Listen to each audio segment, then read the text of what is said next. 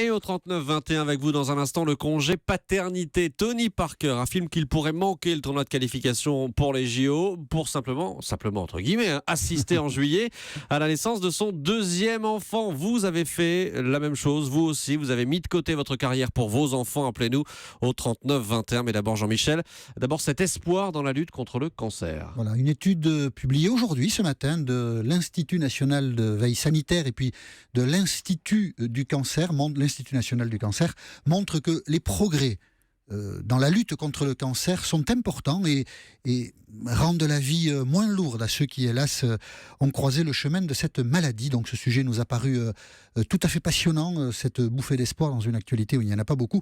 Nous avons voulu la partager avec vous. Bonjour Sylvie. Oui, bonjour Monsieur Apathy. Vous êtes à Niort. Je suis à Niort. Vous avez été atteinte d'un cancer il y a quelques années ? Il y a presque 10 ans, ça a été diagnostiqué fin 2006, et donc j'ai consacré toute l'année 2007 à me débarrasser de cet alien. Je l'ai un peu pris comme ça. Pour moi, c'était... Oui, bien sûr. Voilà, c'était... il n'y avait pas d'issue fatale. Puis je n'avais pas le droit d'y penser. J'étais seule avec un enfant d'à peine 10 ans, fraîchement divorcé. Donc, voilà. Donc il fallait lutter. La nécessité de vivre était là. Ah, complètement. Je veux dire, je me suis même pas posé la question de savoir si j'allais m'en sortir ou pas. J'ai eu la chance de tomber sur d'excellents médecins. Je ne sais pas si je peux le citer. Oui, bien sûr. Le docteur Jean-Yves Bécoirne, qui exerce donc à l'Institut Bergonié à Bordeaux. D'accord. Qui n'est pas très loin de Niort. Ces gens formidables, il faut évidemment les citer, bien sûr. Ah oui, et puis... voilà, je suis un peu émue d'en parler parce que même si c'est très loin, c'est vrai que ce sont des mauvais souvenirs, mais ça reste un mauvais souvenir. Voilà, ça reste un souvenir mauvais, mais c'est un souvenir puisque la maladie, vous en avez triomphé. Complètement. Quand on est dans votre cas, Sylvie, on dit qu'on est guéri du cancer ou on ne le dit pas ? C'est-à-dire qu'on hésite un petit peu de parler de guérison parce que, c'est quand même assez récent que cette maladie soit considérée juste comme une maladie comme une autre. Il n'y a encore pas si longtemps, j'ai l'impression, c'était tabou, on n'osait pas en parler. Oui, maintenant je peux dire que je suis guérie. Bien sûr, on n'est jamais à l'abri d'une récidive ou d'un autre type de cancer, mais non, moi je peux affirmer que je suis guérie et ça ne me pose pas de problème d'en parler comme ça. Ces années-là ont été pénalisantes pour vous, Sylvie, sur le plan professionnel, par exemple ? Pas du tout. Vous savez, quelque part, j'ai finalement eu beaucoup de chance. D'abord de rencontrer la bonne équipe médicale et aussi de travailler dans une entreprise formidable qui m'a soutenue. Pareil, je ne sais pas si je peux la citer. Oui, bien sûr, allez-y. Intermutuelle Assistance, qui est une société d'assistance qui travaille pour des mutuelles d'assurance et qui assiste les gens en déplacement. Enfin bon, bref. Et pareil, des accords d'entreprise qui font que on est soutenu financièrement, les collègues vous appellent, enfin voilà. D'accord. Donc voilà. C'est un beau témoignage de solidarité et d'espoir que le vôtre, Sylvie. Et si je peux transmettre un message, profitez-en. C'est que c'est juste une maladie comme une autre. Elle est grave, mais il faut juste suivre le protocole, se soigner. Et pas rentrer dans une espèce de statut de malade à jamais, quoi. Voilà, c'est un mauvais passage, mais on s'en sort. C'est votre message et nous l'avons écouté avec intérêt, Sylvie. Bon, merci, tant mieux. Merci beaucoup Merci à vous, Monsieur Apathy. D'avoir appelé le 39-21. J'apprécie beaucoup vos émissions. Je les appréciais quand je vous voyais sur Canal et je vous retrouve maintenant sur Europe. Surtout, restez là, tout le temps. Je reste là. C'est très gentil, ça me touche. Je vous souhaite une très bonne journée, Sylvie. Merci, Jean-Michel. Au revoir. Au revoir. Bonjour, Sylviane. Oui, bonjour. Bonjour à toute l'équipe. Bonjour. Vous êtes à Asnières, dans les Hauts-de-Seine. Oui. Vous avez 60 ans et vous aussi, vous avez eu un cancer. Par 2 fois, en 2002 et en 2009. Et 2009, c'était pancréas et ça, c'est beaucoup plus grave. Oui. Et j'ai eu de la chance d'avoir des symptômes et de le découvrir, parce qu'autrement, on sent rien. De le découvrir donc très tôt. Les soins ont commencé tôt. Oui, au bout d'un mois, parce que ça me grattait partout et en fin de compte, c'est un problème de bile, etc. Et on s'en est aperçu comme ça, mais je le dis pour les autres parce que ça peut être anodin et ça peut sauver une vie surtout. Donc j'étais très bien soignée, comme disait la personne précédente, à Beaujon par le professeur Sauvanet. Ils font des transplantations de foie, c'est vraiment super. L'hôpital, c'est pas très beau, mais ils sont au top. C'est vraiment 19 sur 20. Il y a des équipes dévouées et compétentes. incroyable. Ils sont là les week-ends et tout, que ce soit les internes, le chef les professeurs, vraiment super. Et ça, je les en remercie encore. Et aujourd'hui, Sylviane, la vie est redevenue normale ou il y a toujours, Là, on a une toujours ombre qui demeure? on se dit que ça peut retomber dessus, 3 fois, enfin, comme on dit, hein, mais bon, moi, j'ai toujours pas réalisé que j'avais eu des cancers, que j'avais failli y passer. C'est un truc assez bizarre, mais j'ai l'impression d'être soit idiote, de pas avoir compris ce qui s'était passé, et pas de profiter de la vie comme elle peut l'être après un accident, et se dire, bon, maintenant, il faut que j'en profite. J'ai l'impression que il s'est rien passé. C'était un truc que je commence à oublier, et puis voilà. Écoutez, c'est une forme de protection qui doit être salutaire. Peut-être. Sans doute. Peut-être. Qui permet de vivre et de se consacrer au temps présent, voilà, et de ne pas vivre avec ce qui s'est passé. Oui. Voilà. Et comme la personne précédente, je pense que les femmes, on se bat pour nos enfants et on passe pas à rester dans la maladie, à se plaindre. Au contraire, on pousse sur les pieds et on remonte. D'accord. Il faut avancer. Bon, on va dire je pense que ça aide beaucoup. On va dire que les hommes peuvent faire la même chose. Oui, mais pas toujours. Pas toujours, bon, d'accord. Pas toujours, c'est plutôt à se plaindre. Et nous, les femmes, quand on était dans le service, parce qu'on est resté quand même un mois, on était beaucoup plus cool que les hommes, en fin de compte. Les infirmières nous disaient, vous, ça va, vous rigolez, mais voilà. On est des petites natures, vous avez raison. Voilà. sous des apparences comme ça, de solidité machiste, nous sommes des petites natures. En tout cas, Sylviane, je vous remercie d'avoir composé le 3921 pour nous apporter votre témoignage.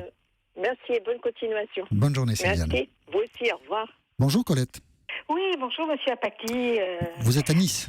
Je suis à Nice. Dans la belle ville de Nice. Je suis dans la belle ville de Nice. On a un petit peu un temps pas très joyeux aujourd'hui, mais ce n'est pas grave. Vous l'avez tellement souvent, le temps joyeux. Voilà, exactement.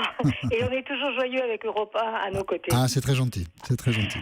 Moi, il m'est arrivé, ça fait 16 ans que je me bats contre un cancer. Oui. Qui a débuté sur l'ovaire, mais nous cherchions tout bêtement une histoire digestive. Et justement, à ce propos, je trouvais qu'on parlait très peu des avancées du cancer de l'ovaire. C'est pour ça que je suis intervenue. Appelé, oui. Donc, en 2000, j'ai subi une hystérectomie subtotale, suivie de la chimiothérapie, etc. Et je suis restée 5 ans comme ça, tranquille, très bien, guérie, quoi. À l'époque, on m'avait dit guérie. Et finalement, il y a un nodule qui s'est installé du côté de la gorge. Enfin bref, rebelote. C'était un nodule encore malin qui dépendait toujours de l'ovaire. Donc j'ai eu plusieurs interventions, y compris une chip, qui est une chirurgie hyper très très lourde, si vous voulez, parce j'ai eu encore un nodule dans le cul-de-sac de Douglas, s'il y a un médecin sur le plateau. Oui, là je... Et depuis l'année dernière, les avancées, c'est pour ça que je me permets d'intervenir, les avancées sont extraordinaires parce que, en raison de mes multiples récidives, on a fait des recherches génétiques. Oui. Et on a découvert un gène chez moi qui avait muté depuis peut-être la branche familiale du côté maternel. D'accord. Et on agit actuellement avec un traitement qui cible le gène. D'accord. Donc du coup, le traitement est beaucoup moins lourd. Adapté exactement. Il est adapté exactement. Et les membres de la famille, les descendants, en fait, y compris mes enfants, ont fait le test justement pour savoir s'ils étaient porteurs de ce gène, si ce gène avait muté chez eux aussi. Voilà. Alors il y en a un qui est porteur et l'autre qui n'est pas porteur. Mais voilà, je veux dire que quand on se bat, quand on est bien entouré, puis grâce à cette avancée de la médecine, de la recherche, c'est extraordinaire. Oui, c'est vrai que ça, on ne le soulignera jamais assez. Les progrès de la médecine, c'est fabuleux. De la connaissance de ces mécanismes est absolument fascinante. Fabuleux. Et comme ces dames auparavant, j'ai un oncologue Bien sûr. très à l'écoute et qui va dans le sens de l'avancée des traitements. Très bien. Merci beaucoup, Colette, pour votre témoignage depuis Nice. Je vous souhaite une très bonne journée. Merci, Monsieur Apathy. Au revoir, Colette. Au revoir. Au revoir. Bonjour, Frédéric. Bonjour. Vous êtes à La Bolle, en Loire-Atlantique. Oui, près de Saint-Nazaire pour Eric et Ramsey. Près de Ah oui, c'est vrai, ils ont dit que Saint-Nazaire, c'était pas la ville la plus brillante du monde. Oui. Oui. Enfin, elle est toujours là pour l'instant. La ville est toujours là pour l'instant. C'est un peu de la provoque, hein. Je suis pas sûr qu'ils le pensent vraiment. Hein, oui. Ça passe. C'était pour faire sourire, je pense, oui, voilà. Donc, voilà, il n'y a aucun problème. Dites-le autour de vous, hein, que personne ne le prenne trop au premier degré, enfin voilà. Non, il n'y a que les cons qui vont le prendre au premier degré. Voilà, c'est ça, on va dire ça. Bon, alors vous, Frédéric ? Oui. Vous avez été malade ? Oui, j'ai été malade en 2013, fin 2013. J'ai eu un cancer sur une amygdale. Oui. J'ai eu 33 radiothérapies et j'ai eu 3 chimios, enfin que 2 parce que la troisième aurait été trop délicate. J'avais perdu trop de poids. D'accord. Et depuis, je suis un peu comme les patientes que vous avez eues auparavant. Ça va mieux et c'est vrai qu'il y a eu des progrès. Je viens aussi, moi aussi, à remercier les docteurs qui m'ont soigné. Monsieur Châtelier, Madame Saliou. C'est assez frappant, Frédéric, et c'est un peu émouvant. Tout le monde ressent la nécessité, quand les choses ont évolué dans le bon sens, de saluer ceux qui ont soigné, ceux qui ont apporté du réconfort. Et les médecins, évidemment, dans la lutte contre le cancer, déploient parfois ou donnent parfois beaucoup d'eux-mêmes pour apporter du soulagement et la guérison. Donc c'est important de les citer, effectivement. Ouais, mais ils ne sont pas tous comme, tous ceux qui sont en cancérologie, oui, mais tout ce qui est ORL et tout ça, il y a certains doubles, on est un petit peu pris pour des numéros et ils n'ont pas la psychologie ou le savoir de vous annoncer ça, des fois. Ah oui, il y a un manque de psychologie parfois. Ouais. Vous savez comment on me l'a annoncé, moi ? Non, allez-y. Donc, le toubib m'a dit que c'était un papillomavirus. Oui. Il s'est retourné avant. Donc, il m'a dit ça de dos, et il m'a dit je ne pourrais pas vous opérer avant 15 jours parce que je m'en vais en vacances avec mes filles à Rome. Ah oui. Ouais. Manque un peu d'humanité et de sensibilité dans ces cas-là, oui. Ouais. Mais bon, quelquefois aussi pour des médecins, je ne veux pas les défendre, c'est une manière de se protéger, de vivre avec un quotidien qui est aussi très lourd. Enfin voilà, on va pas chercher à les excuser, mais quand on subit soit des annonces un peu désinvoltes comme celles que vous évoquez, je comprends que on en est un peu gros sur la patate. On peut le comprendre. Ouais, c'est vrai. Oui, bien sûr. Bon. Merci Frédéric de nous avoir apporté votre témoignage dans ce dossier des progrès de la lutte contre le cancer. Je vais vous souhaiter une bonne journée à côté de Saint-Nazaire, c'est ça, hein ? Oui, la Baule, c'est à 15 km de Saint-Nazaire. D'accord, alors bonne journée et un salut amical à tous les gens de Saint-Nazaire et de la région. C'est une très belle région et une très belle ville. Merci. Je vous remercie beaucoup, monsieur Paty. Merci Frédéric et bonne journée. Je vous suis tous les jours. Ah, merci, c'est très gentil. Donc à demain. Et au 39-21, nous parlons ce midi du congé paternité. On a pris le prétexte, entre guillemets, de l'histoire de Tony Parker qui affirme qu'il pourrait manquer le tournoi de qualification aux Jeux Olympiques pour assister en juillet à la naissance de son deuxième enfant. Vous avez fait, vous aussi, la même chose et vous nous avez appelé. Vous avez mis de côté, entre guillemets, votre carrière temporairement pour vous occuper de vos enfants. Vous êtes un papa poule, entre guillemets, et vous nous avez appelé au 39-21. Et pour être honnête, Maxime, nous avons pris ce prétexte, comme vous dites, parce que nous avons été surpris par cette annonce. On n'y est pas habitué. Voilà, nous avons chacun nos conformismes. Et donc, Jérôme Ballarin, vous êtes revenu avec nous. Vous observez ces phénomènes-là de modification dans la charge familiale, les papas qui peuvent se consacrer à leur enfant et qui laissent la maman, du coup, aller travailler. Donc, nous allons voir tout cela avec les auditeurs d'Europe 1. Et pour commencer, avec Cédric. Oui, bonjour Cédric, vous êtes à Venasse dans l'Ain ? Oui, c'est ça. Voilà. Et vous posez la question, vous allez avoir un enfant bientôt, c'est ça ? Voilà, c'est ça, c'est prévu fin février. Ce sera certainement avant, vu les résultats du jour, mais ce sera fin février, quoi. Donc ça vient vite maintenant ? Ça arrive très vite. Mais moi, je suis plus à l'inverse, moi. Je me dis que ça sert à rien, en réalité. C'est, si vous voulez, c'est plus un congé de vacances qu'un congé pour s'occuper des enfants. Parce que, je ne veux pas dire de bêtises, parce que je ne sais plus exactement, mais on a un laps de temps pour le prendre, ce fameux congé paternité, c'est-à-dire 4 ou 5 mois, je ne sais plus exactement. Et en réalité, ces 4 ou 5 mois, la maman n'a toujours pas repris le travail. Et on sait, sans être misogyne ou autre, on sait pertinemment que dans 90% des cas, c'est la maman qui s'occupe de l'enfant. Et qu'en réalité, on devient plus un poids pour elle quand on est à côté. Pourtant, je suis un papa poule, hein. Je suis un papa poule. Mais très honnêtement... Vous avez peur d'être un poids pour votre femme ? Ouais, c'est plus un poids, pas que pour ma femme, je pense pour d'autres aussi. Hein. Je parle pas personnellement, mais pour d'autres papas. Mais en réalité, il n'y a pas grand intérêt, dans le sens où moi, par exemple, je suis même pas sûr que je vais les prendre, et si je vais les prendre au mois de mai, tout ça pour arriver à gratter 3 semaines de vacances avec un pont. Mais honnêtement, ça peut être utile. S'il y a eu des complications après grossesse, l'accouchement s'est mal passé ou autre, ça on est d'accord. Mais maintenant, du coup, Cédric, limite... je comprends pas bien là. Du coup, votre enfant va arriver, mettons, d'ici un petit mois, 15 jours, un mois. Qu'est-ce que vous allez faire là? Vous allez arrêter de travailler ou pas? Ah ou non, vous hésitez? absolument pas. Ah, vous n'allez pas prendre de congé, vous, oui, d'accord. Ah non, non, je vais servir à rien. Ah oui, c'est ça. Oui. J'allais pas dire. Et puis, à la limite, il faudrait juste que ce fameux congé paternité, on puisse le prendre. Il faudrait qu'il y ait un laps de temps plus large pour le prendre. Parce que ça peut être utile, justement, quand la maman reprend le travail, pour lui laisser un temps de réadaptation, et dans ces cas-là, le papa prend le relais. Là, d'accord. Là, d'accord. Mais sinon, on se dit, on a 4 ou 5 mois pour le prendre. 4 ou 5 mois, la maman, elle est encore en congé mat. Ça sert absolument à rien. Très honnêtement, ça sert à rien. On va être à 2 sur le bébé. Pourquoi faire? Moi, je rentre du travail le soir, je peux aider maman. Je veux dire, c'est pas... Simplement, il y a quand même beaucoup de femmes qui reprennent le travail largement avant les 4 ou 5 mois que vous évoquez. Hein. Oui, dans ces cas-là, d'accord. on peut reprendre, oui, bien sûr. Dans ces cas-là, ça peut servir. Mais il y a pas énormément, dans un pourcentage, il n'y a pas énormément de femmes. Il a le profit de leur congé maternité au maximum. En tout cas, vous, Cédric, vous ne comprenez pas trop. D'accord. Vous, Cédric, vous êtes plutôt dans un schéma assez classique, si je comprends bien, Jérôme Ballarin, d'un papa qui considère qu'il vaut mieux qu'il soit au travail qu'à la maison.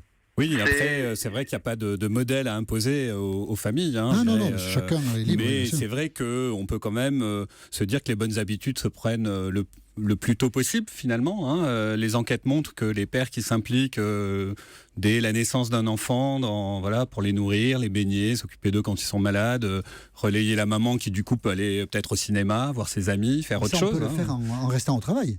Là, ça fait partie de la vie quotidienne en quelque sorte. Oui, mais c'est vrai que pouvoir bénéficier des 11 jours de congé paternité vous permet d'être à temps plein. À la maison. Voilà, à la maison, en tout cas, promener votre nouveau-né, etc. À tel point que moi, j'ai inspiré un des articles de la loi du 4 août 2014 sur l'égalité femmes-hommes qui permet aujourd'hui de protéger les jeunes pères. Si je ne suis papa aujourd'hui, je ne peux pas être licencié pendant 4 semaines. D'accord. Et c'est vrai que ce type de nouveaux droits aussi pour les pères, pour valoriser la paternité active sont très importants. D'accord. C'est votre premier enfant, Cédric ? Comment ? C'est votre premier enfant ? Non, c'est mon deuxième enfant. Et justement, ça ne change pas le fait qu'on puisse s'en occuper. Au contraire, je suis un papa poule, je suis même chiant avec ça. Vous êtes présent ? Oui, d'accord. Je veux dire, je suis un papa poule. Mais on ne va pas vous traiter de mauvais papa. Il me reste plein de temps pour passer du temps avec mes enfants. Je pense, en plus, en général, on est payé par la Sécu. Donc, très honnêtement, on gagne 2 fois moins ou pas loin. Donc, franchement, je préfère être au travail. Et puis, en plus, ça pénaliserait mon employeur pour pas grand-chose, très honnêtement. Donc, non, moi je suis plus dans l'optique de me dire il faut aller au travail et tout le reste du temps où je suis pas au travail, j'ai le temps de profiter de mes enfants, d'être un papa poule et de bien m'occuper d'eux et de changer les couches et de donner à manger et de m'occuper de maman accessoirement. Votre témoignage, Cédric, c'est je suis au travail et je suis un papa poule. Voilà, tout très à bien. Fait. Je vous souhaite une très bonne journée à Vonas. Je vous souhaite une bonne journée à vous-même, merci. Et merci d'avoir participé à notre dialogue sur l'antenne d'Europe 1. Bonjour Franck. Bonjour monsieur Apathy. Vous êtes à Blagnac, dans les Hautes-Garonne, et vous êtes un père au foyer. Oui, moi, ça me fait passer après votre précédent auditeur, ça va un petit peu choquant du coup, parce qu'effectivement... Non, pas choquant, mais c'est une réalité différente. Allez-y. Moi, je suis plutôt Tony Parker sur le coup. Je suis plutôt Tony Parker d'avoir mis entre parenthèses un projet professionnel où je gérais des unités commerciales pour effectivement me consacrer à l'éducation des enfants et à la chance de les voir grandir, parce que ça passe très vite et puis que le monde a changé, les femmes travaillent aujourd'hui plus, ont le droit aussi d'avoir des projets professionnels et à s'accomplir professionnellement. Donc, il y a un autre équilibre des tâches qui s'est instauré aujourd'hui avec un autre bonheur pour certains papas, dont je fais sûrement partie, de pouvoir effectivement accomplir peut-être plus un projet perso, familial, au détriment du côté carrière. Vous avez arrêté votre travail il y a combien de temps, vous dites ? Alors, arrêter mon travail salarié précédent il y a plus de maintenant 2 ans et demi, ça va faire 3 ans. Oui. Pour un travail qui me permette juste de travailler de la maison, de mon domicile.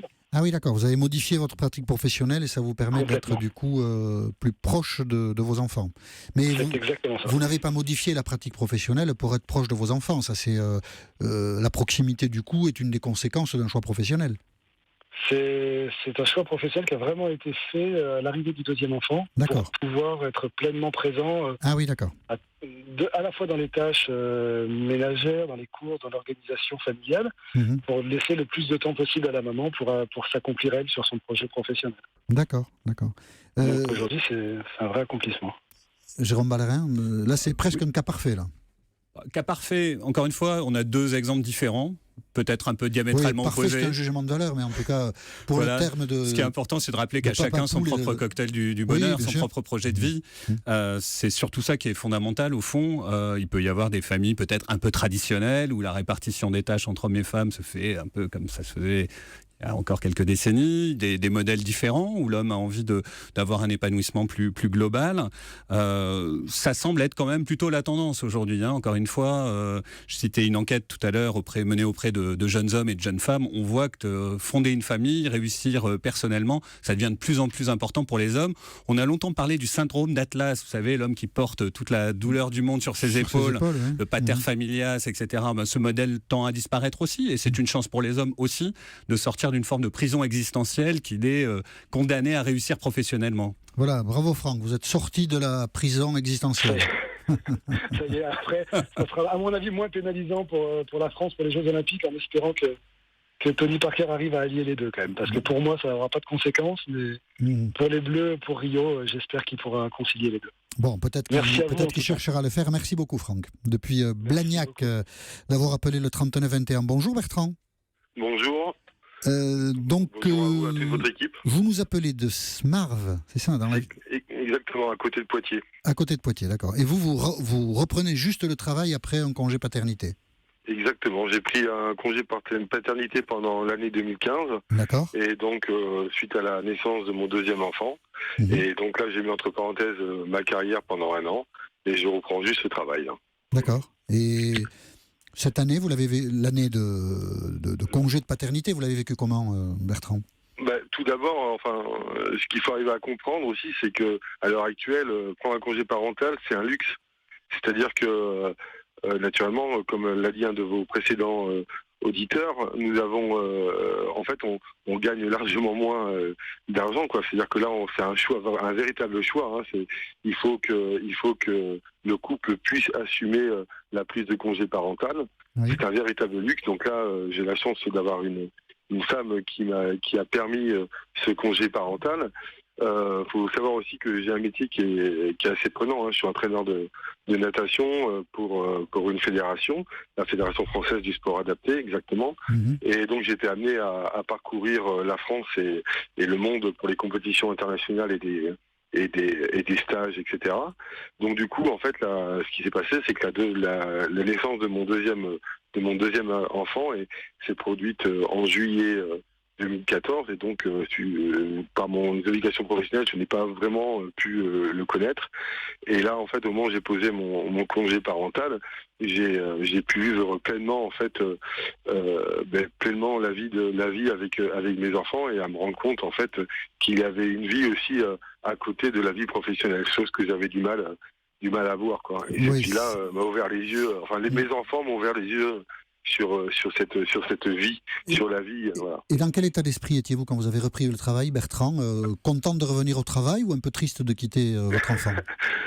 J'ai pris un petit peu comme une rentrée scolaire, pas comme un dimanche soir, mais plutôt comme un 31 août, excité à l'idée de reprendre le travail, mais tout en ayant la nostalgie de ce que j'ai vécu. Et pour l'instant, donc là, ça fait qu'un mois que j'ai repris. Mais du coup, j'essaie de prendre des temps avec eux. Et j'ai placé déjà mes vacances sur toute l'année. Oui. Toute l'année 2016, mes vacances sont placées pour pouvoir être sûr d'avoir des grands moments avec mes enfants. Voilà, ça m'a ouvert les yeux totalement là-dessus. Et en plus, je vous parle même pas du luxe que ça a amené dans mon couple, et ce qui a permis aussi à ma femme de s'épanouir.